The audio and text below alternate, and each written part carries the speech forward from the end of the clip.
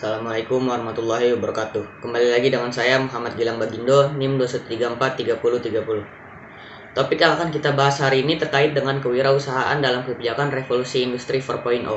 Ini merupakan satu transformasi yang terkait dengan kebijakan ekonomi di era revolusi industri 4.0. Mau tidak mau, kegiatan bisnis, wirausaha, dan industri apapun termasuk sekelas usaha bisnis yang kita lakukan dalam konteks wirausaha harus bergerak ikut serta beradaptasi dalam konteks aliran evolusi industri ini. Karena kalau tidak, kita akan berjalan di tempat dan tidak berkembang. Sementara semua orang akan mengikuti pola atau arus untuk menuju sampai ke tujuan yang mereka inginkan.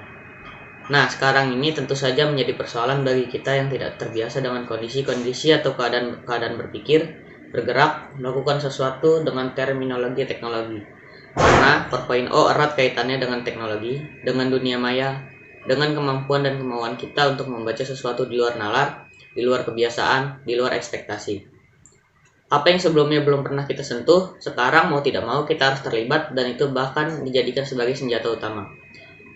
Nah, siap tidak ketika kita dihadapkan pada kondisi ini?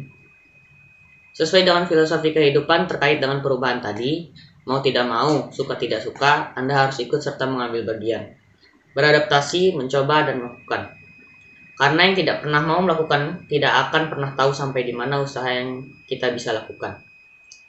Salah satu bagian dari paradigma berpikir kewirausahaan adalah usaha maksimal, kerja keras, dan tidak kenal lelah. Tidak ada kata putus asa. Jadi ini merupakan satu tantangan yang luar biasa untuk kita bisa beradaptasi pada arus revolusi industri 4.0. Sekarang kita coba kenali sebenarnya revolusi 4.0 itu apa. Apa benar kita anggap sebagai satu tantangan baru dalam dunia industri, dan apa pula kaitannya nanti dengan kita sebagai calon wirausahawan di masa depan.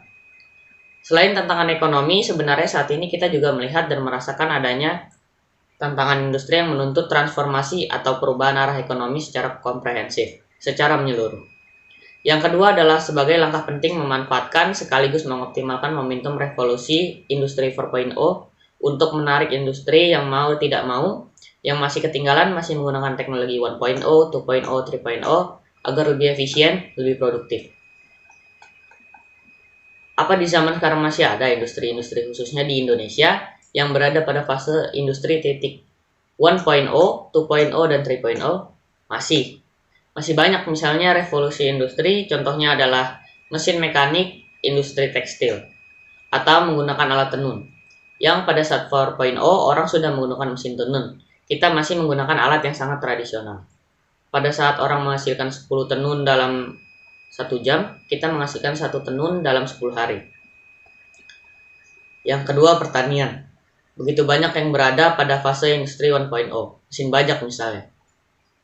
Kita masih pakai kerbau pada saat negara-negara maju mereka menggunakan mesin-mesin untuk alat-alat pertanian, sehingga produktivitas dari pertanian itu begitu jomplang. Pada saat secara tradisional kita menghasilkan mungkin hanya hingga ratusan kilo, mereka sudah bermain di angka ton. Apa generasi yang berada pada fase 2.0 industrinya? Contohnya adalah produksi massal. Produksi massal misalnya adalah industri mie instan. Kemudian percetakan seperti koran, majalah, itu berada pada kategori 2.0. Sebenarnya sekarang sudah bermain dengan elektronik, orang tidak lagi beli koran, kalau ada pun hanya berapa persen.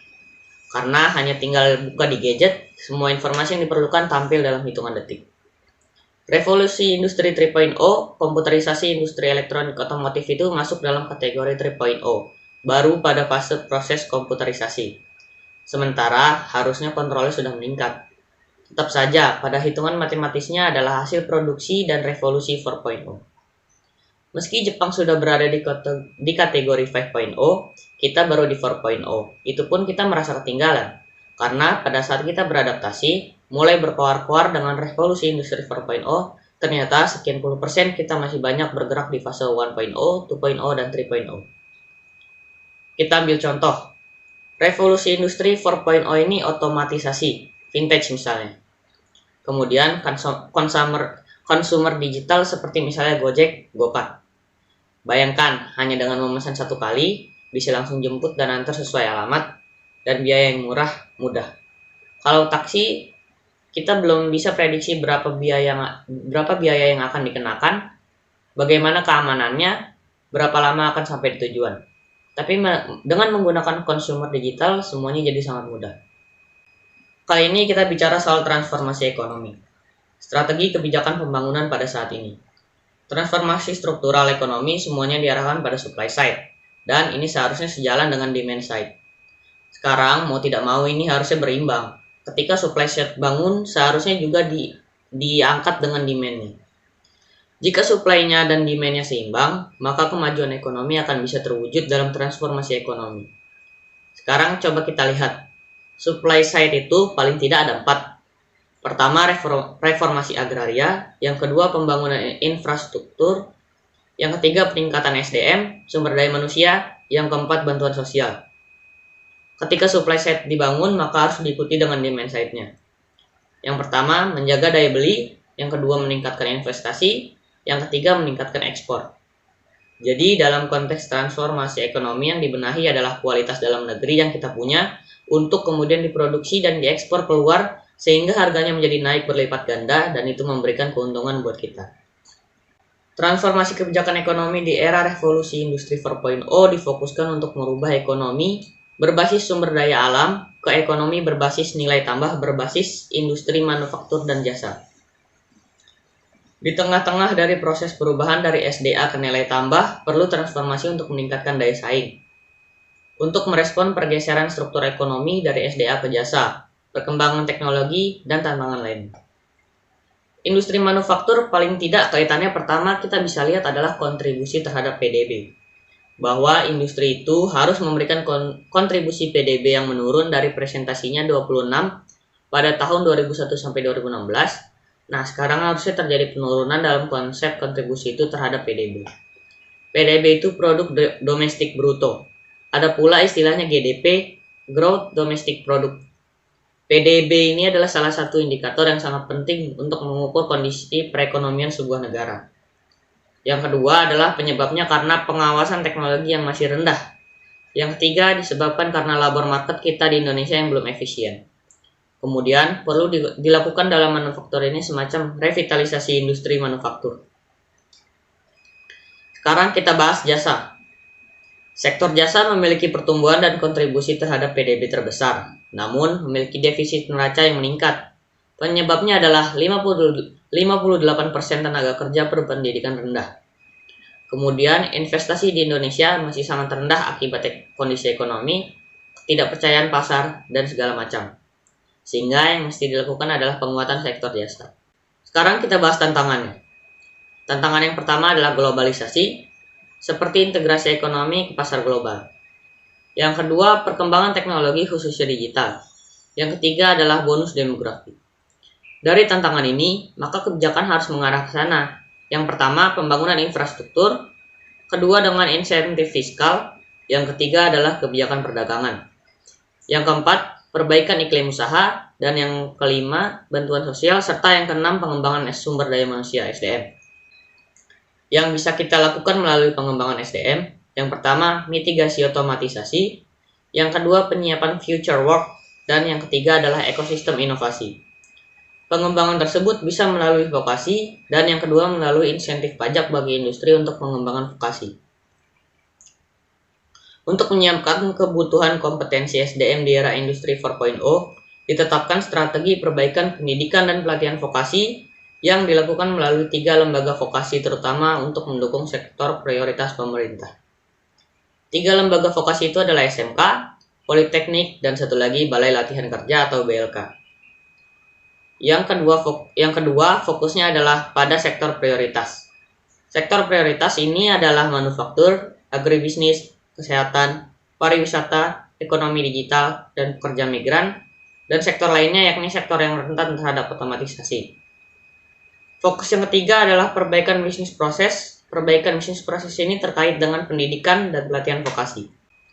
Kemudian, bagaimana strategi perbaikan pendidikan dan pelatihan vokasi? 1. Mereformasi lembaga pendidikan dan pelatihan vokasi, yakni menyusun kurikulum bersama industri dan TOT, Training of Trainer, guru dan dosen. 2. Mengembangkan berbagai standar kompetensi, yakni menyusun dan menetapkan berbagai kompetensi dan membakukan langkah atau mekanisme akreditasi. 3. Membakukan model kerjasama sarana dan prasarana dengan industri, yakni menetapkan beberapa model kerjasama dengan industri dan mengoptimalkan keterlibatan industri. 4.